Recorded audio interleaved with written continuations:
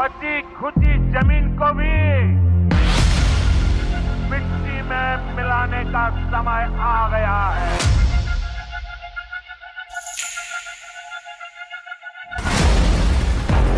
సైనిక ఆపరేషన్ల కవరేజీపై ఆంక్షలు, మీడియాకు కేంద్రం కీలక ఆదేశాలు.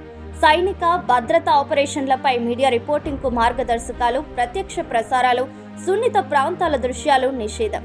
आतंक फैलाने वालों को कहना चाहता हूं कि लड़ाई का अंत नहीं है, एक मकाम है। हर व्यक्ति को चुन चुन कर जवाब भी मिलेगा, जवाब भी लिया जाए। तो एक बात मन से समझ लीजिए, ये नरेंद्र मोदी सरकार है, किसी को बख्शा नहीं जाएगा, किसी को बख्शा नहीं।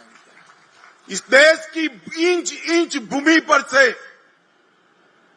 आतंकवाद को मूल समेत उखाड़ने का हमारा संकल्प है और वो सिद्ध होकर रहे। జాతీయ భద్రతా సిబ్బంది రక్షణ దృష్ట్యా నిర్ణయం. గత అనుభవాలు, కేబుల్ టీవీ నిబంధనల ప్రస్తావన ఉల్లంఘిస్తే కఠిన చర్యలని కేంద్రం హెచ్చరిక. సైనిక కార్యకలాపాలు, భద్రతా దళాల కదలికలకు సంబంధించి ప్రత్యక్ష ప్రసారాలు చేయవద్దని కేంద్ర సమాచార ప్రసార మంత్రిత్వ శాఖ మీడియా సంస్థలకు కీలక ఆదేశాలు జారీ చేసింది. దేశ భద్రత దృష్ట్యా ఈ నిర్ణయం తీసుకున్నట్లు శనివారం విడుదల చేసిన ఒక ప్రకటనలో స్పష్టం చేసింది.